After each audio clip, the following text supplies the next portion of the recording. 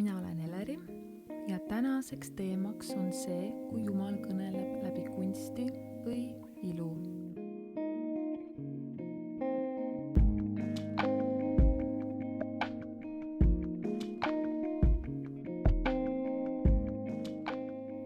Kirjakoht on valitud psalmitest 96. peatükist 1. salmist. Laulge Issandale uus laul, laulge Issandale kõik maailm. Selline lühikene salm ja mõned mõtisklused. Jumal lõi maailma. Jumala loodud maailmas on nii palju loomingulisust. Kuna ta lõi meid oma näo järgi, siis oleme ka meie loomingulised. Ta ei loonud maailma ainult kindla eesmärgiga asju, vaid ka neid, mis on lihtsalt pealtnäha armsad ja ilusad silmale, mis omakorda võivad meis esile tuua erinevaid tundeid. Kunst või näiteks laulud ongi veel üks moodus meid emotsioonide kaudu kõnetada. Need on viisid millegi loomiseks ja enda väljendamiseks. Samamoodi on need viisid, kuidas Jumal saab enda mõtteid meile väljendada ja meid läbi kunsti või laulude kõnetada.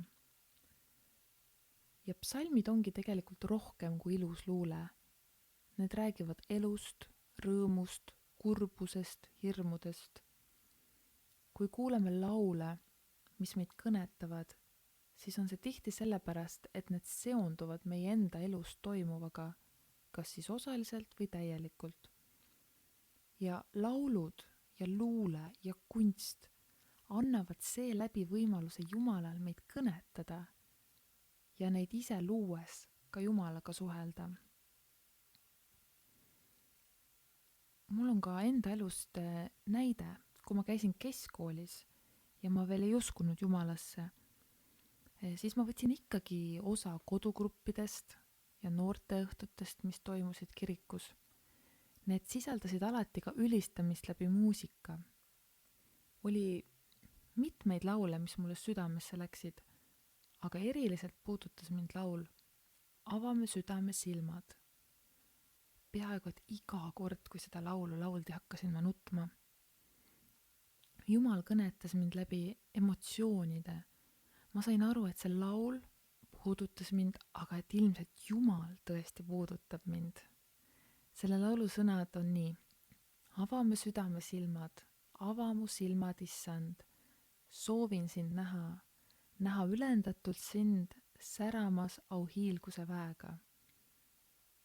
Sain aru, et südames on see mu palve Issandale, et ma võiksin teda näha ja läbi mu pisarate Jumal näitas, et ta juba on mu ligidal ja räägib minuga. Neid kordi on nii palju, kus Jumal räägib läbi laulu minu ellu ja on julgustamas. Olgu see laul Jumalast, kellega koos ma võite näen, või laul sellest, kui suur on ta armastus. Jumal leiab alati viisi, kuidas läbi loomingu kõnetada. Ja selleks ei pruugi olla ka ainult laul. Ja siit ka väljakutse sulle.